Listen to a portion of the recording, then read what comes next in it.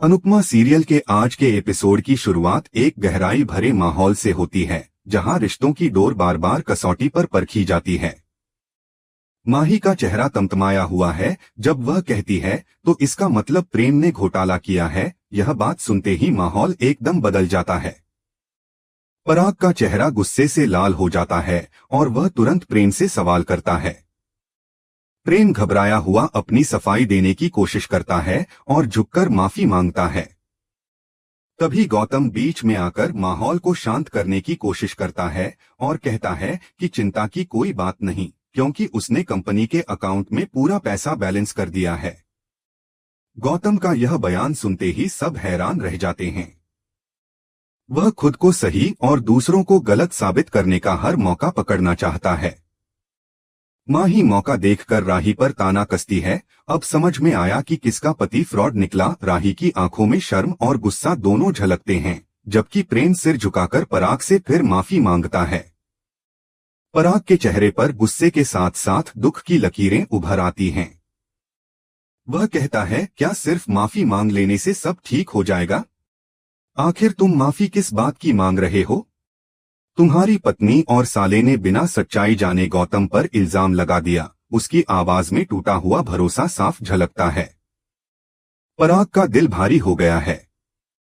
वह आगे कहता है, मैंने दामाद को बेटा समझा था और बेटे को दिल का टुकड़ा, लेकिन तुम दोनों ने मेरा विश्वास तोड़ दिया। उसकी बातों से घर का हर कोना सन्नाटे में डूब जाता है।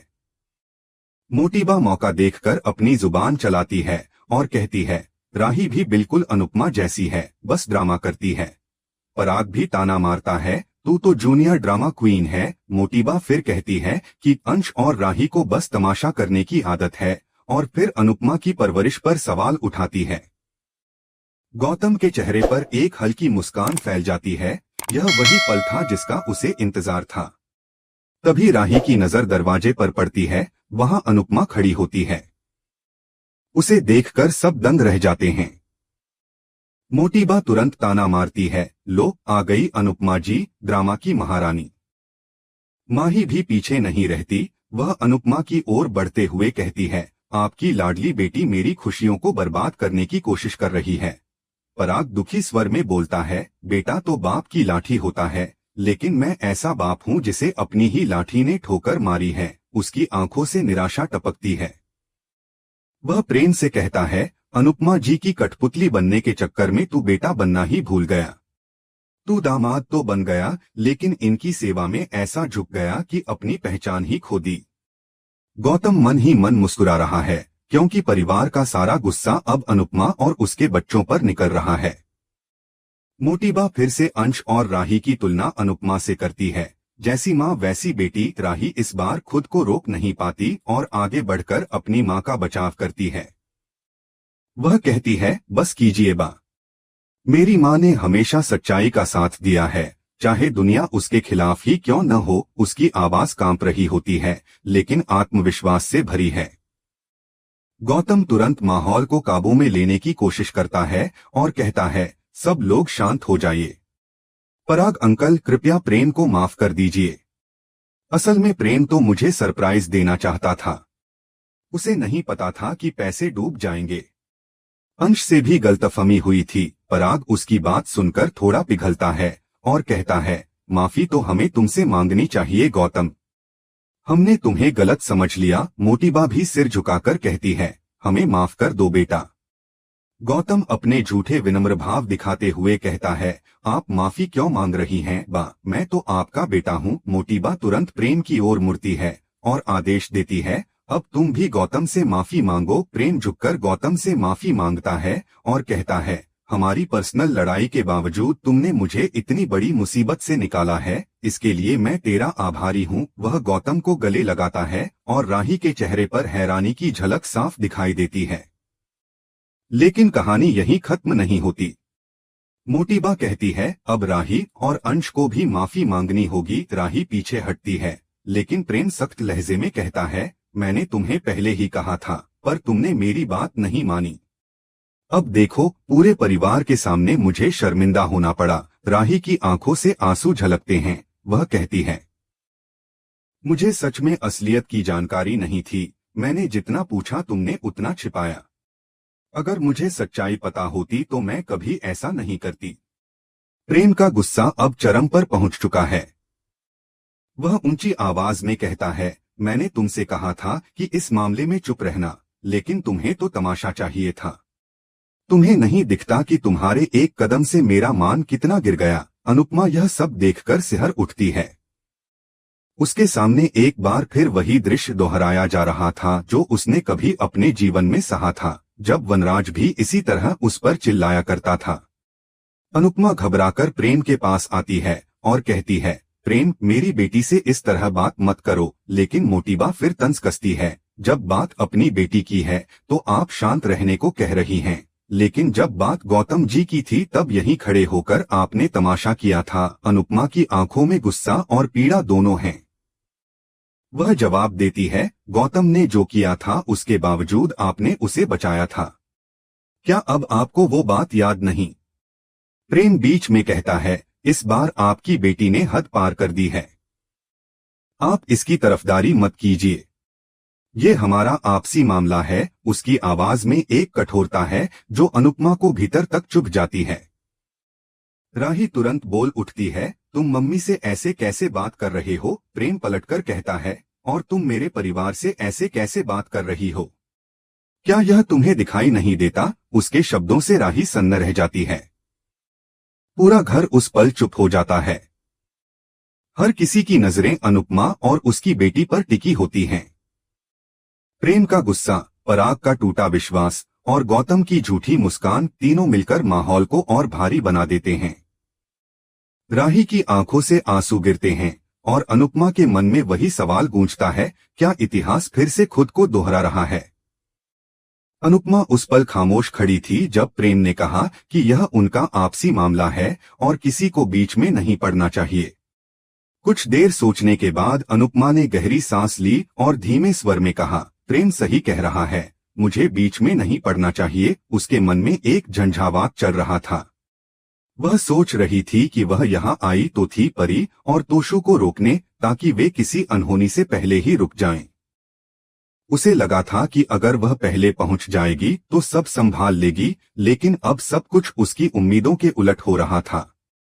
उसने निर्णय लिया कि परी और तोशु के आने से पहले ही उन्हें बाहर रोकना होगा। वह वहां से जाने के लिए कदम बढ़ाती ही है कि तभी दरवाजे से परी और तोशु अंदर आ जाते हैं। उन दोनों को देखकर पूरा कोठारी परिवार हैरान रह जाता है। अनुपमा के चेहरे पर घबराहट साफ झलकती है। तोशु गुस्से में कहता है, मम्मी, आप यहाँ क्यों आई हो? इससे पहले कि अनुपमा कुछ कहे, मीता तीखे लहजे में तोशु से पूछती है, तुम इस लड़की को लेकर यहाँ क्यों आए हो? माहौल अचानक गर्म हो उठता है। अनुपमा दोनों को रोकने की कोशिश करती है, लेकिन परी आगे बढ़कर कहती है, मैं राजा को तलाक नहीं दूंगी। यह सुनते ही सबके चेहरे का रंग उड़ जाता है। परी की आंखों में गुस्से की लपटें थीं। वह साफ साफ कहती है, अगर राजा मेरा नहीं हुआ तो मैं उसे किसी और का नहीं होने दूंगी। आज तक तुमने मेरा प्यार देखा है राजा, अब मेरा गुस्सा देखना। उसके शब्दों में पागलपन झलक रहा था। अनुपमा के चेहरे पर चिंता की रेखाएं गहरी हो जाती हैं। तोशु भी गुस्से में फट पड़ता है, आप भगवान नहीं हो जो मेरी बेटी की जिंदगी का फैसला करेंगे। हम शाह हैं, हम किसी के आगे नहीं झुकेंगे। आपके हर वार का पलटवार करेंगे, चाहे जिंदगी भर कोर्ट के चक्कर ही क्यों न काटने पड़े। पूरा हॉल सन्नाटे में डूब जाता है। अनुपमा उन्हें शांत कराने की कोशिश करती है, लेकिन परी राजा की ओर देखकर कहती है, मैं तुम्हें कभी माफ नहीं करूंगी। उसकी आवाज में दर्द और गुस्सा दोनों थे। अनुपमा तुरंत बीच में आकर कहती है, परी, तोशु, बस करो। तुम्हारे इसी बर्ताव के कारण बात यहाँ तक पहुंची है। मैं यहाँ इसलिए आई थी कि तुम दोनों कोई गड़बड़ ना करो, लेकिन लगता है मेरे आने का कोई फायदा ही नहीं हुआ। वह उन्हें सख्त स्वर में कहती है कि अब तुरंत घर जाओ। मोटीबा तंज कसते हुए बोल पड़ती है, वाह अनुपमा जी, आप तो बहुत अच्छी एक्टिंग करती हैं। घर को युद्धभूमि बनाकर अब शांति दूत बन रही हैं। उनकी बात सुनकर अनुपमा कुछ कहना चाहती है, मगर तभी पराग गुस्से से चीखता है, बस कीजिए अनुपमा जी, आज के बाद इस घर में कदम मत रखिएगा। अनुपमा के चेहरे पर सदमे के भाव आ जाते हैं। पराग आगे कहता है, राही, अब तुम्हें फैसला करना होगा। तुम्हें इस घर में बहू बनकर रहना है या अनुपमा की बेटी बनकर। मैं रिश्ता तोड़ने को नहीं कह रहा, लेकिन बेटी के ससुराल में दखल देने की एक सीमा होती है और तुम्हारी माँ ने वो सीमा पार कर दी है। यह सुनकर अनुपमा के दिल में कुछ टूट जाता है। तभी पराग परी की ओर देखता है और कहता है, अभी तुम्हारे दूध के दांत भी ठीक से नहीं टूटे और तुम पराग कोठारी को चैलेंज कर रही हो। कमरे में फिर सन्नाटा छा जाता है। मोटीबा उन्हें जाने के लिए कहती है। मीता ठंडी लेकिन तेज आवाज में जोड़ती है, राजा और परी का तलाक होकर ही रहेगा, चाहे इसके लिए हमें कुछ भी करना पड़े। तोशु परी का हाथ पकड़कर वहां से चला जाता है और अनुपमा असहाय होकर उन्हें जाता हुआ देखती रह जाती है। अनुपमा के मन में तूफान उमड़ रहा है। वह धीमे स्वर में कहती है, बा, इस तरह मेरी बेटी का घर तोड़ना गलत है। उसके स्वाभिमान को ठेस पहुंचेगी। लेकिन मोटीबा हंसकर जवाब देती है, अकड़ को स्वाभिमान नहीं कहते अनुपमा जी। अब आपसे अगली मुलाकात कोर्ट में होगी। उनके शब्द अनुपमा के दिल पर जैसे हथौड़े की तरह गिरते हैं। वह कुछ कह नहीं पाती, बस आंखों में आंसू लिए खड़ी रह जाती है। उधर प्रेम राही की ओर मुड़ता है और ठंडे स्वर में कहता है, आज के बाद हमारे बीच की बातें घर से बाहर नहीं जानी चाहिए। राही उसके लहजे से चौंक जाती है। उसके सामने खड़ा यह आदमी अब उसे वही पुराना प्रेम नहीं लग रहा था। तभी अंश आगे बढ़कर बोलता है, गलती मुझसे हुई थी, लेकिन मैं आज भी कहूंगा कि गौतम सुधरा नहीं है। एक दिन सच्चाई सबके सामने आ ही जाएगी। उसकी बात पर माही भड़क जाती है और अंश को धक्का देती है। दोनों के बीच झगड़ा शुरू हो जाता है। प्रार्थना बीच में आती है और अंश को रोकने की कोशिश करती है, भैया बस करो, लेकिन धक्का मुक्की के बीच अंश गलती से प्रार्थना को ही धक्का दे देता है और वह नीचे गिर जाती है। अनुपमा चीख उठती है, प्रार्थना। पूरा कोठारी परिवार सन्न रह जाता है। गौतम दौड़कर प्रार्थना को संभालता है और उसी पल उसके चेहरे पर एक चालाक संतोष झलकता है। उसे अनुपमा का दिया थप्पड़ याद आता है और वह मन ही मन सोचता है, अब देखो मैं कैसे हालात पलटता हूँ। अंश तुरंत प्रार्थना को उठाने के लिए दौड़ता है, लेकिन तभी गौतम उसे जोरदार थप्पड़ मार देता है। यह दृश्य देख सब लोग दंग रह जाते हैं। गौतम झूठी चिंता दिखाते हुए कहता है, अंश, तुम्हें प्रार्थना को धक्का नहीं मारना चाहिए था।